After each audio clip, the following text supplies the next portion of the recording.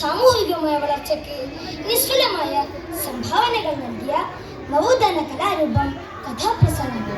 നിരവധി കലാകാരന്മാർ പണിതുയർത്തി കലാകൈയിലേക്ക് കാഴ്ചവെച്ച മഹത്തായ കലാരൂപം. അതിലേക്ക് ഒരെളിയ മുതൽ കൂടാവണമേ എന്ന് പ്രാർത്ഥിച്ചുകൊണ്ട് ഞാൻ അവതരിപ്പിക്കട്ടെ ധീരപുത്രി. മഹാനവമി ആഘോഷങ്ങൾക്ക് മുമ്പുള്ള ഒരു ചെറിയ ഒഴിവുകാലം. നമ്മുടെ കഥാനായിക സൗവർണിക സ്വന്തം മാതൃലോകത്തിലേക്ക് ഒരു യാത്ര പോയി. എത്ര മനോഹരമാണ് ആ പ്രദേശം.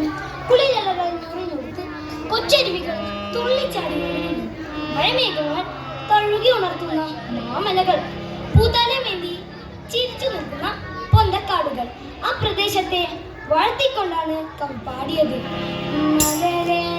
കാടുകൾ തിങ്ങി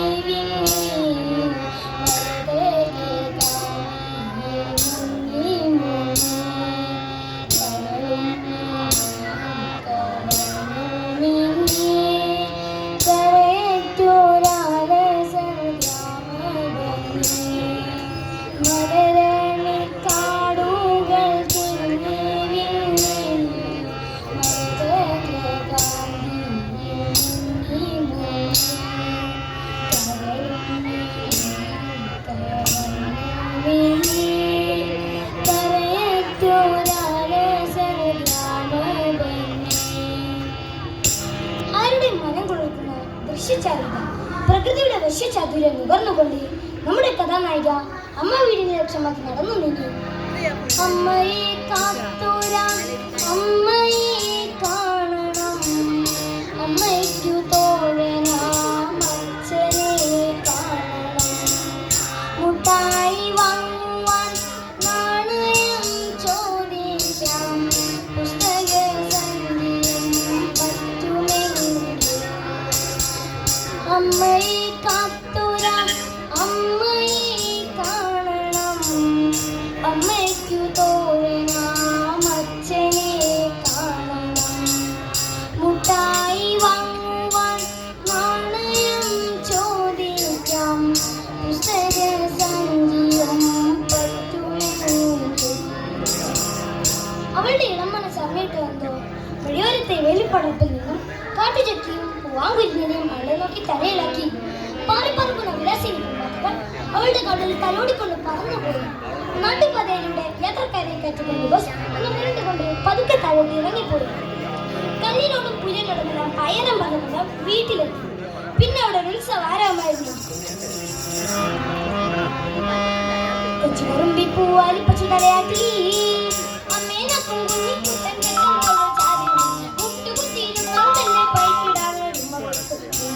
ചുറ്റുമണിഞ്ഞു ചുറ്റി വരുന്നത് മത്തു.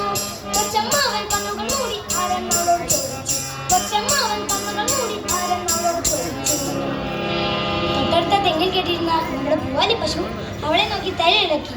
അമ്മയെ നോക്കി കയറുന്ന കുഞ്ഞിക്കുട്ടൻ പെട്ടെന്ന് അവളുടെ അടുത്തേക്ക് വന്നു. അവൾ മുട്ടുകുത്തിയിരുന്ന് പൈക്കിടാവിന് ഒരു ഉമ്മ കൊടുത്തു. പെട്ടെന്ന് കൂട്ടുകാർ അവളുടെ ചുറ്റും കൂടി നിന്ന് തുള്ളിച്ചാടി രസിച്ചു. കൊച്ചമ്മാവൻ കണ്ണുകൾ പൊത്തി ആരെന്ന് അവളോട് ചോദിച്ചു. കൂട്ടുകാരും സഹപാഠികളും അംഗനവാടിയിലൊത്ത് പഠിച്ചവരുമെല്ലാം ആയപ്പോൾ അവിടെ ഒരു ഉത്സവാരമായിരുന്നു. ഇടയ്ക്ക് അവളുടെ സുഹൃത്ത് ശാരിക ചോദിച്ചു, സൗവർണികെ നമുക്കൊത്തൊരു നൃത്തം വെച്ചാലോ? ഓ ആവാലോ, അതിനെന്താ?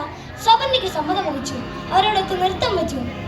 തന്തനോ തന്തന താനാനോ തന്തന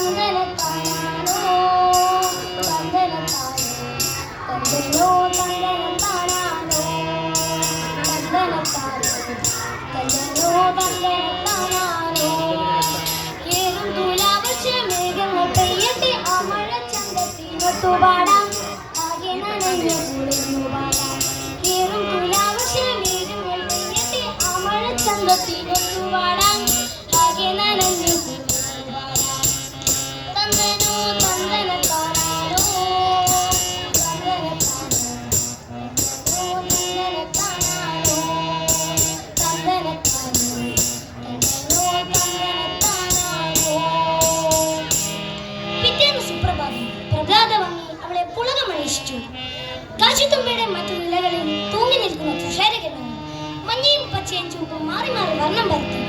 പുൽപ്പടർപ്പിൽ തൂങ്ങി നിൽക്കുന്ന പുല്ലെണ്ണാർത്ത് കണ്ണെഴുതാൻ അവൾക്ക് ഏറെ ഇഷ്ടമാണ്. അവളതൊന്ന് മുറിച്ചെടുത്ത് പതുക്കെ കണ്ണെഴുതി. എന്തൊരു തണുപ്പാ! അവളാക്കി കോരി തേച്ചു പോയി.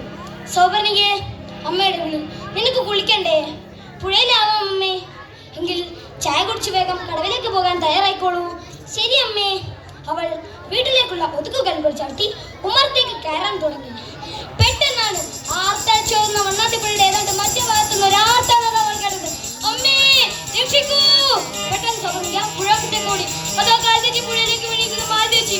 അമ്മയുടെ സുഹൃത്ത് തൊട്ടടുത്തുള്ള കൈത്തിലേക്ക് ഒഴുകി പോന്നു. മാലതേച്ചി! അവളുടെ ഉള്ളിലെ മനുഷ്യസ്നേഹം ഊർജ്ജപ്രവാഹമായ ശരീരത്തെ വിറപ്പിച്ചു. കുത്തിയൊലിച്ചു കലങ്ങി വരും പുഴവെള്ളത്തെ കൂട്ടാക്കാതെ എടുത്തു ചാടി മടിയാതെ കരക്കു കയറ്റി മാലതിയെ. കുത്തിയൊലിച്ചു കലങ്ങി വരും പുഴവെള്ളത്തെ കൂട്ടാക്കാതെ എടുത്തു ചാടി മടിയാതെ കരക്കു കയറ്റി മാലതിയെ. ചെഞ്ചയം കലർന്നു കലങ്ങി മറിഞ്ഞ പുഴവെള്ളത്തെ വകവെക്കാതെ അവൾ പുഴയിലേക്ക് എടുത്തു ചാടി. കൊച്ചമ്മാവന്റെ കൈകളിൽ കിടന്ന് നീന്തി തുടിച്ചതിന്റെ മകൾ ഒരു നിമിഷം അവളുടെ മനസ്സിൽ മിന്നി മാഞ്ഞു. ശക്തി ഒഴുകുന്ന പുഴവെള്ളത്തെ വകവെക്കാതെ അവൾ നീന്തി മാലതിയുടെ അരികിലെത്തി.